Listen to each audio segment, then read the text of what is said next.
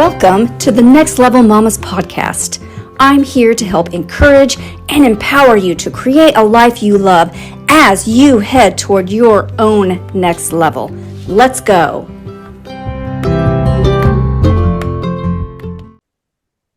Hey guys, welcome back to Next Level Mamas podcast. And I really hope that you enjoyed last week's podcast as we start to build our foundation of self-love and self-trust. Now, if you are a person who struggles following through on what you really want to do for your hopes, your dreams, all your goals, this is the key to your success. Developing self-trust, it's a skill, but it's one that absolutely anyone can learn. And if you don't have it, it's okay. Remember, you just haven't downloaded the app for that just yet. That's what we're doing. You are a normal human with a human brain. Remember the part of your brain that is the inner critic, the one that I named Alice. Now remember that she's there to actually keep you safe and comfortable. When we step out of the place of resistance of our Alice, we can come to a place of acceptance and understanding. Now, I accept that Alice is with me wherever I go. I don't even resist her anymore. I do have conversations with her, then I buckle her in the back seat as I drive toward my destination. Now, I want to explain a little bit more about why she is there. When I say she's there to keep you safe, I mean she's there to keep you safe. There's nothing gone wrong. When I walk into a place that may have danger, Alice is with me with her voice of warning. She's that intuition that we might call it. She'll remind you that, hey, this is a dark alley and maybe it's a bad part of town. Or she might point out to you that someone is following you. She's literally keeping us safe. However, she also tries to keep us from doing things that are not real dangers. She tries to tell me that I shouldn't make that phone call because that person doesn't care to hear from me. Or she will try to get you to not post that imperfect picture because people may think you're stupid. What she's trying to keep us safe from is, in this situation, it's really just embarrassment or maybe shame.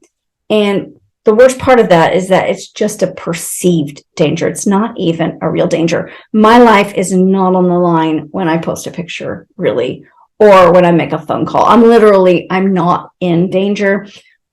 That's the part of her you speak back to. You throw her in the back seat of the car and you tell her, quiet down. You turn down her dial and then you turn on your best playlist and you cruise toward your destination, which is your goal. Next up, did you get a chance to name your own inner critic? I find this super fun. Putting a name and a face to her really set me free. I now know the person I am most often fighting with. There is so much benefit to really, truly knowing your opponent. Now, I remember back in high school when my history teacher, he was a football coach and he didn't really teach history, but he handed us out some fill in the blank worksheets that you read through the chapter and you went along and you filled in the blanks. You handed it in for homework and aced it, of course.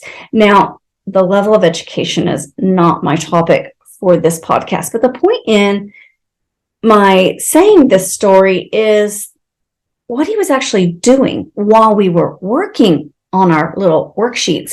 Do you know what he was doing? He was watching films of the team plays, and he was also watching films of the upcoming opponent plays. So much help for him in reviewing those films. This is what I'm saying. When you know your opponent, you have an advantage. With Alice, I know she's always going to show up, especially when I'm doing something new or challenging. When I set a new goal, I know she'll be there. When I have a fail, she'll be there. I know her key phrases and all of her moves. I know all of her plays. This gives me an advantage. And because of that, I'm rarely stopped by her anymore. Now, like a pestering child, that Alice, I often have to talk back to her in kind of like I hear what you're saying, but I need you to hush right now. Do you get my point?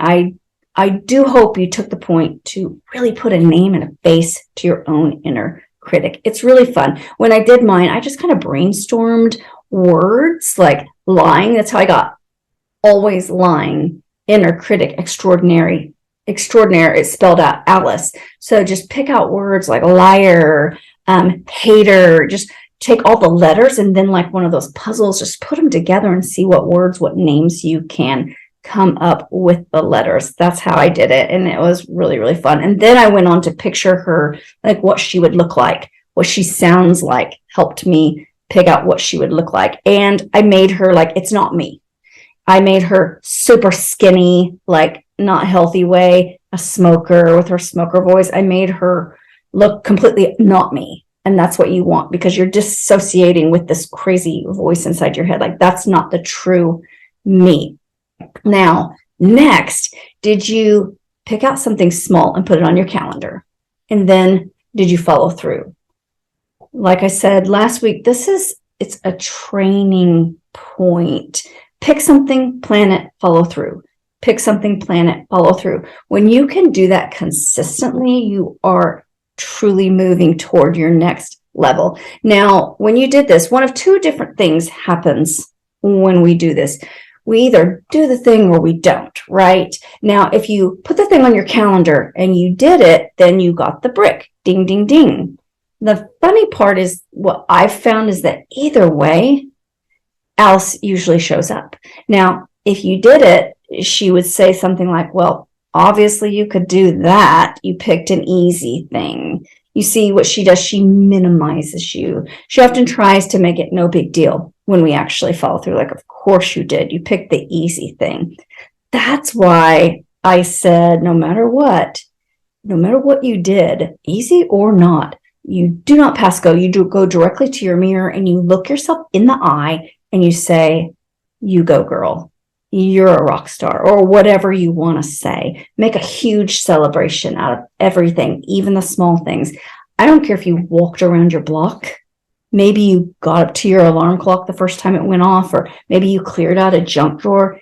It's the follow through on what you declare that you will do. That's all you're looking for right now. The second scenario is that you didn't follow through. Now, if this is you, no worries. Remember, you are a work in progress.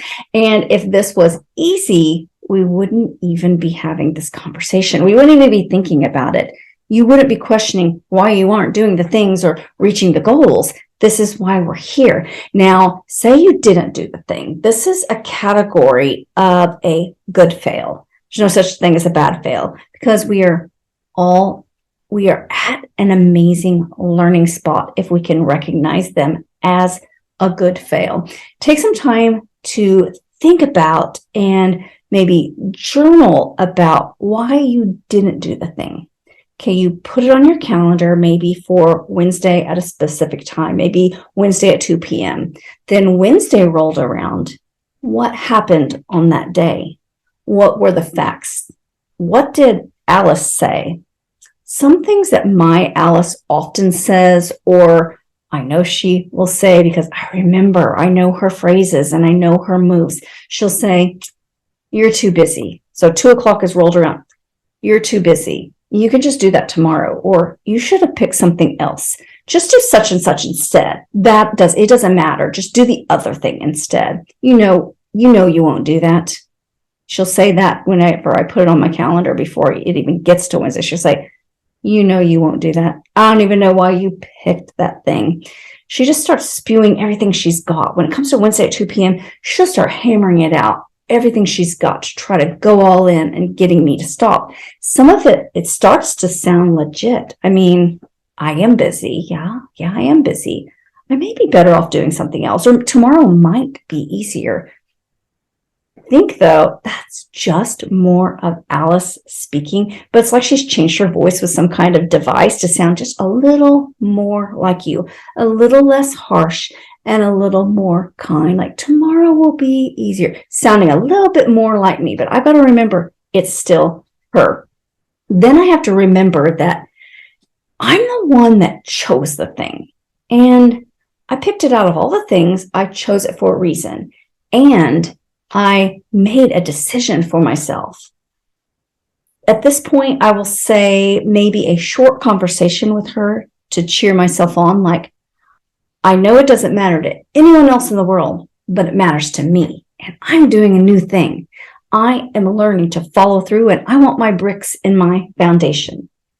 Therefore, if you didn't follow through this week, just repeat the cycle of picking a thing, even if you have to make it a little bit easier so that you feel a little more comfortable.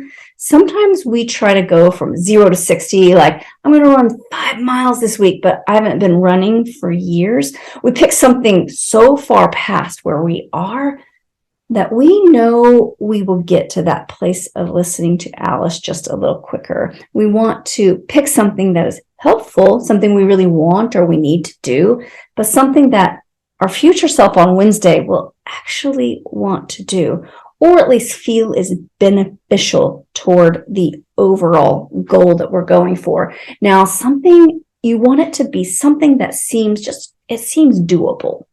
Maybe it's setting a timer for 5 minutes and clearing out your junk drawer as much as possible in that 5 minutes. Maybe it's walking to the mailbox and back. Pick something that you can foresee being pretty easily able to do, and then follow through, because that next level is coming. This is just part of the exercise.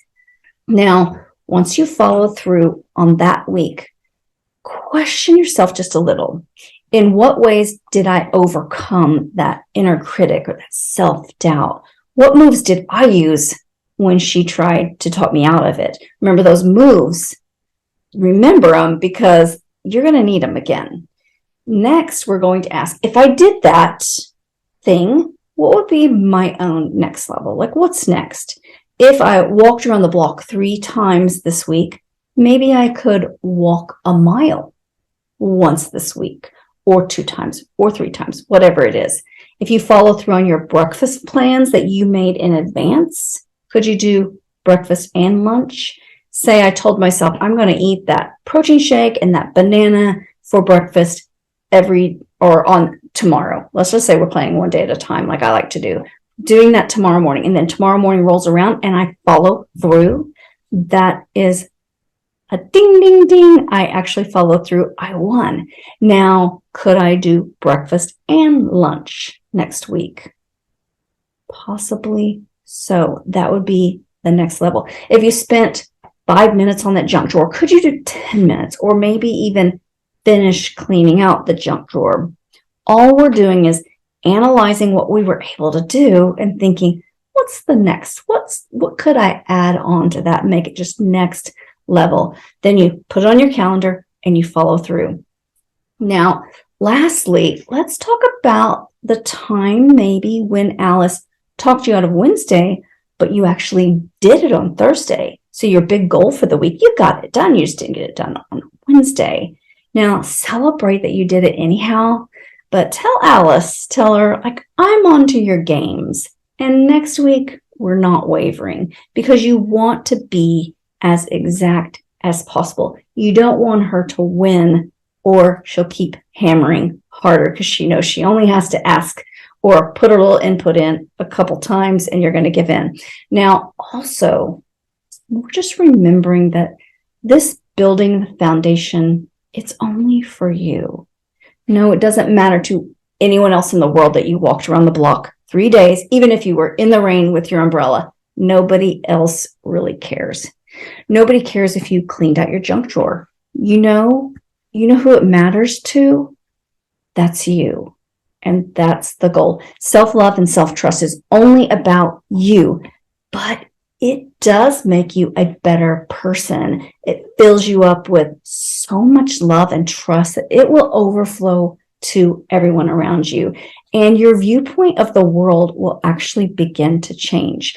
You are creating your future in doing this work. Now, as a bonus challenge this week, I would like you to definitely do the thing, like put it on your calendar, follow through, do the thing, look in the mirror, do the celebration. But for a bonus this week, I want you to look at yourself in the mirror every single day.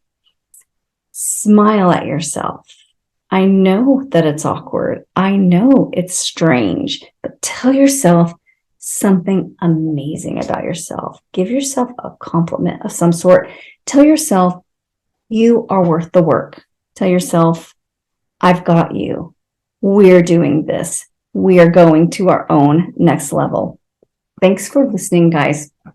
I love doing these things, and I love teaching all about the things that I do to reach my goals. And I hope that it's helpful for you also.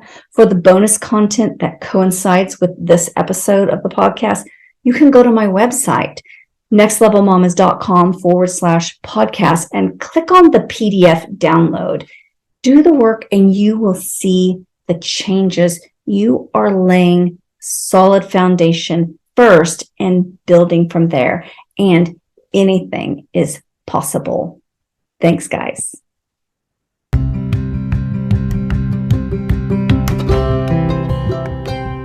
Thank you for listening to this episode of Next Level Mamas, where we are out to win the level we are in and move into our own next level.